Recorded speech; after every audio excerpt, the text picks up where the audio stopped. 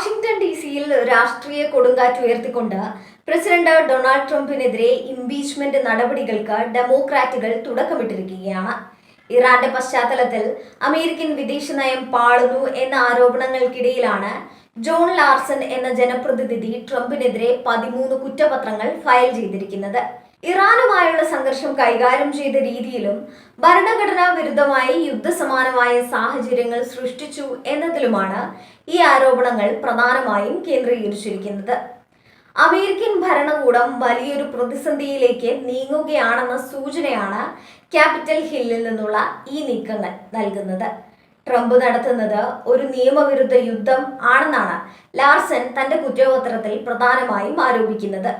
കോൺഗ്രസിന്റെ അനുമതി ഇല്ലാതെ ഏകപക്ഷീയമായി സൈനിക തീരുമാനങ്ങൾ എടുത്തതും ഹോർമൂസ് കടലിടുക്കിൽ മൈൻ ഭീഷണികൾ നിലനിൽക്കെ പ്രകോപനപരമായ പ്രസ്താവനകൾ നടത്തിയതും അമേരിക്കൻ പൗരന്മാരുടെ ജീവൻ അപകടത്തിലാക്കി എന്ന് അദ്ദേഹം വാദിക്കുന്നു. അന്താരാഷ്ട്ര തലത്തിൽ അമേരിക്കയുടെ വിശ്വാസ്യത തകർക്കുന്ന തരത്തിലാണ് പ്രസിഡന്റിന്റെ ഓരോ നീക്കവുമെന്നും അതിനാൽ അദ്ദേഹത്തെ അധികാരത്തിൽ നിന്നും മാറ്റേണ്ടത് രാജ്യത്തിന്റെ സുരക്ഷയ്ക്ക് അനിവാര്യമാണെന്നും ലാർസൺ പ്രസ്താവനയിൽ പറയുന്നു. ഡെമോക്രാറ്റിക് പാർട്ടിയിലെ പ്രമുഖരായ Alexandria Ocasio Cortez, Ilhan Omar, Ro Khanna എന്നിവർ ഇംപീച്ച്മെന്റ് നീക്കങ്ങൾക്ക് ശക്തമായ പിന്തുണയുമായി മുന്നിലുണ്ട്. വെറുമൊരു ഇംപീച്ച്മെന്റിനപ്പുറം പ്രസിഡന്റ് തന്റെ പദവിക്ക് യോഗ്യനല്ലെന്ന് കണ്ട് 25ാം ഭേദഗതി പ്രയോഗിച്ച് അദ്ദേഹത്തെ ഉടൻ മാറ്റണമെന്ന ആവശ്യമാണ് ഇവർ ഉന്നയിക്കുന്നത്. മിഡിൽ ഈസ്റ്റിലെ ഓരോ സ്ഫോടനാത്മകമായ നീക്കങ്ങളും ട്രംപിന്റെ വിവേചനരഹിതമായ പ്രസ്താവനകളുടെ ഫലമാണെന്ന് ഇവർ ആരോപിക്കുന്നു.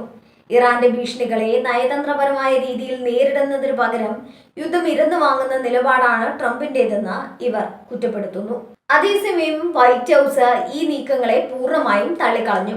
ഇത് വെറും ഒരു രാഷ്ട്രീയ നാടകമാണെന്നും തന്റെ ഭരണകൂടത്തെ തകർക്കാൻ ഡെമോക്രാറ്റുകൾ നിരന്തരം ശ്രമിക്കുന്നതിന്റെ ഭാഗമാണിതെന്നും ട്രംപ് തിരിച്ചടിച്ചു. രാജ്യത്തിന്റെ സുരക്ഷയ്ക്ക് വേണ്ടിയുള്ള കർക്കശമായ നടപടികളെ യുദ്ധഭീതിയായി വ്യാഖ്യാനിക്കുന്നത് ശരിയല്ലെന്നാണ് വൈറ്റ് ഹൗസ് പ്രസ് സെക്രട്ടറി വ്യക്തമാക്കുന്നത്. രാജ്യത്തെ ജനങ്ങൾക്കിടയിൽ ഭിന്നിപ്പുണ്ടാക്കാനാണ് പ്രതിപക്ഷം ശ്രമിക്കുന്നതെന്നും ഇത്തരം നീക്കങ്ങളെ നിയമപരമായി നേരിടുമെന്നും ട്രംപ് അനുകൂലികൾ വാദിക്കുന്നു. റിപ്പബ്ലിക്കൻ പാർട്ടിക്കുള്ളിലും ഈ വിഷയത്തിൽ അഭിപ്രായ വ്യത്യാസങ്ങൾ ഉടലെടുത്തിട്ടുണ്ട്. ചില മുതിർന്ന റിപ്പബ്ലിക്കൻ നേതാക്കൾ ട്രംപിന്റെ പ്രകോപനപരമായ സംസാര ശൈലിയിൽ അതൃപ്തി പ്രകടിപ്പിക്കുകയും അദ്ദേഹത്തിൽ നിന്ന് അകലം പാലിക്കുകയും ചെയ്യുന്നുണ്ട്.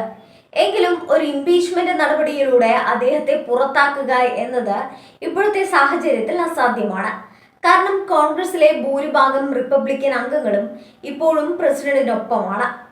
ആവശ്യമായ വോട്ടുകൾ ലഭിക്കാത്ത പക്ഷം ഈ നീക്കം വെറുമൊരു രാഷ്ട്രീയ പ്രമേയമായി അവസാനിക്കാനാണ് സാധ്യത. എങ്കിലും ഈ ഇംപീച്ച്മെന്റ് നീക്കം ട്രംപിന്റെ രാഷ്ട്രീയ ഭാവിക്ക് വലിയ വെല്ലുവിളി ഉണ്ടാക്കുന്നുണ്ട്.